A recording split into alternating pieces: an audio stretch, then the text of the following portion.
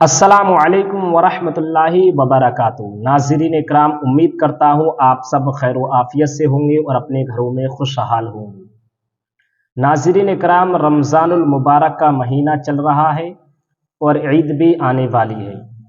ناظرین اکرام، آج ہم جانیں گے صدقہ فطر کے تعلق سے صدقہ فطر کس پر واجب ہے اور صدقہ فطر کس کو دے سکتے ہیں اور کب دیا جاتا ہے صدقہ فطر۔ کیا صدقہ فطر نہیں دیا تو روزے قبول ہوں گے یا نہیں؟ ناظرین اکرام، کیا مسجد میں صدقہ فطر دے سکتے ہیں یا نہیں، یا مدرسے میں صدقہ فطر دے سکتے ہیں یا نہیں؟ صدقہ فطر کا حقدار کون ہے اور صدقہ فطر کب دیا جاتا ہے اور کتنا دیا جاتا ہے؟ آئیے جانتے ہیں پوری تفصیل کے ساتھ۔ محترم حضرات، میں آج کی اس گفتگو میں صدقہ فطر کے حوالے سے بتا دوں، کیونکہ عید قریب آ رہی ہے۔ حضرات، صدقہ فطر کتنا ہے، کس پر ہے، بالکل یہ میں آج آپ کو بتلا دیتا ہوں۔ حضرات، روزہ دار کا روزہ زمین اور آسمان کے درمیان معلق رہتا ہے جب تک کہ وہ صدقہ فطر ادا نہ کرتے ہیں۔ صدقہ فطر واجب ہے۔ جو گھر کا مکھیا ہے، ذمہ دار ہے، اس کو چاہیے کہ اپنے سب گھر والوں کی طرف سے صدقہ فطر ادا کرے۔ جن لوگوں نے روزہ رکھا ہے ان کی طرف سے بھی صدقہ فطر دیا جائے گا، اور جو گھر میں بچے ہیں جن پر روزہ فرض نہیں تھا اور وہ روزہ نہیں رکھ پائے ہیں، صدقہ فطر ان کی طرف سے بھی دیا جائے گا۔ کیا بچوں کی طرف سے کچھ کنسیشن ہے، یعنی کچھ کم ہوگا؟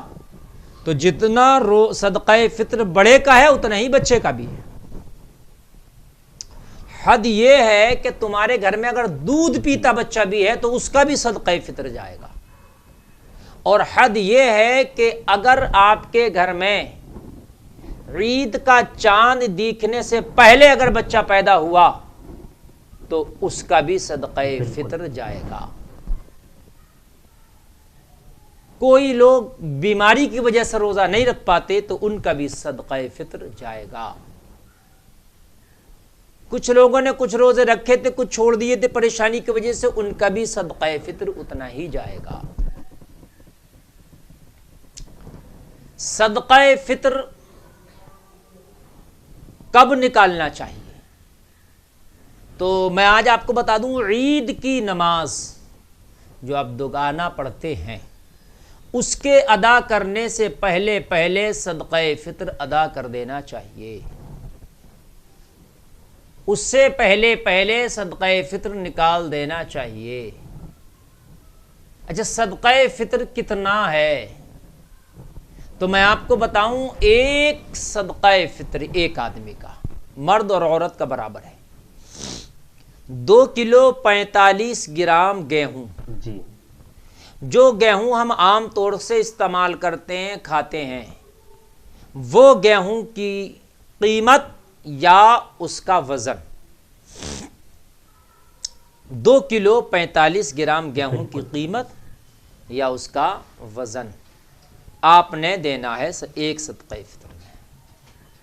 مثال کے طور پہ گیہوں اگر 30 روپے کلو ہے تو آپ نے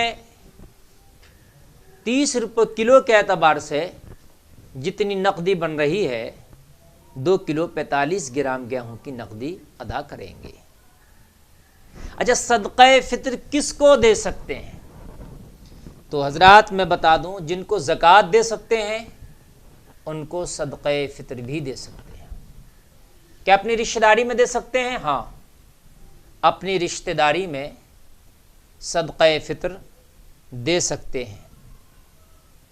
اگر کوئی غریب ہے تو ان کو صدقہ فطر دیا جا سکتا ہے۔ اس مدرسے میں کہ جس میں باہر کے بچے پڑھتے ہیں، ان کے قیام طعام کا بھی انتظام رہتا ہے، اس مدرسہ میں بھی آپ صدقہ فطر دے سکتے ہیں۔ کیا صدقہ فطر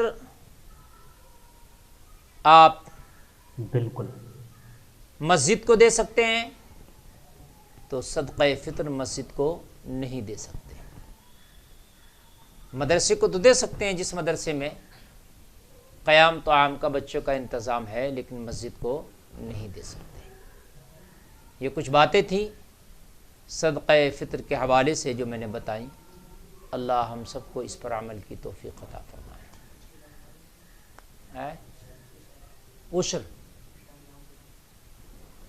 عشر ایک الگ مسئلہ ہے، میں بیان کر دیتا ہوں.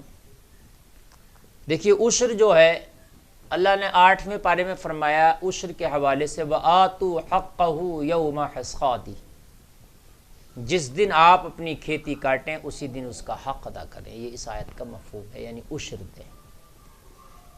عشر کیا تھا؟ یہ 10واں حصہ تھا. 10واں حصہ، اسی وجہ سے اس کو عشر کہتے ہیں. جی. تو اب فقہا ادھر آئے کہ بھی پہلے کھیتیاں بارش کے پانی سے ہوتی تھیں، اتنی لاگتیں کھیتیوں میں نہیں لگتی تھیں، اتنے پانی نہیں لگتے تھے، اتنی دوائیاں کھاد MP ڈایا جائم سلفر نہیں لگتا تھا، تو لہٰذا کھیتی میں خرچہ کم آتا تھا، تو 10واں حصہ تھا عشر کا.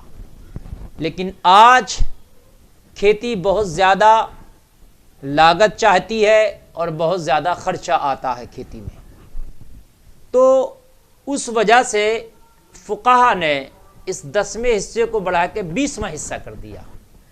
یعنی آپ جب کھیتی کاٹ رہے ہیں تو اس کا 20واں حصہ آپ عشر کا نکالیں گے. یعنی 20 کنٹل گیہوں میں 1 کنٹل، 20 کنٹل دھان میں 1 کنٹل دھان، 20 کنٹل رائی میں 1 کنٹل رایا.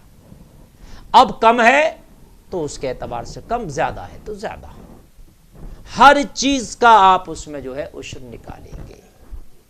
حد یہ ہے کہ اگر آپ نے پیڑ کاٹا تو وہ بھی آپ کی کھیتی میں ہے، پیڑ کا بھی 20واں حصہ آپ نکالیں گے. اور ایک خاص بات میں آپ کو بتا دوں جو شاید اس بات پر کسی کی نظر نہیں جاتی اور بڑی باریک بات ہے. آپ کھیتی کرتے ہیں، کھیتی کا تو عشر نکالتے ہیں، لیکن آپ جو اپنے بھینسوں کے لیے جانوروں کے لیے چارہ بوتے ہیں اور وہ چارہ تھوڑا تھوڑا کر کے کاٹ کے کھلا دیتے ہیں، اس کا عشر تو کوئی بھی نہیں نکالتا. یہ اس بات کا خاص خیال رکھیں کہ جو جانوروں کو آپ چارہ بو رہے ہیں وہ بھی کھیتی ہے، وہ بھی آپ کی فصل ہے، اس کا بھی آپ عشر نکالیں گے. اب آپ اس کا اعتبار کر لیں کس حساب سے اس کو کاٹتے ہیں، اس کا بھی 20واں حصہ کر کے آپ نے نکالنا ہے.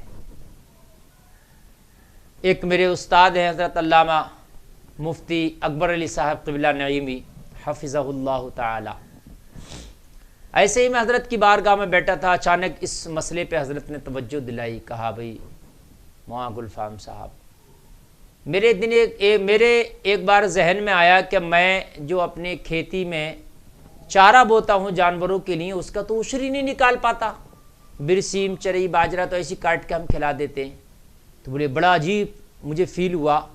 تو میں نے پورا حساب لگایا کہ میں نے کب سے کھیتی کرنا شروع کی ہے چارے کی، اور میں کتنی کھیتی کرتا ہوں، اس کی ایک مقدار نکالی، اس کی ایوریج نکالی، اور نکال کے بولے ایک بار میں حساب میں نے لگایا، اور ایک بار میں مثال کے طور پر میرے 50,000 کا عشر بیٹھ رہا تو میں نے ایک ہی بار میں نکال دیا. تو اس لیے آپ حضرات جو ہے کھیتی کا حساب لگا کر کے عشر نکالیں. بہت سے لوگ کیا کرتے ہیں، کھیتی آ گئی حساب نہیں لگاتے، اس مدرسے کو دے دیا، اس مانگنے والے کو دے دیا، اس حاجت مند کو دے دیا، وہ سوچتے ہیں ہمارا تو عشر ادا ہو گیا. نہیں ہو گیا. اگر آپ نے عشر سے زیادہ بھی نکال دیا تب بھی آپ کا عشر ادا نہیں ہوگا جب تک کہ آپ نے حساب لگا کے نہیں نکالا.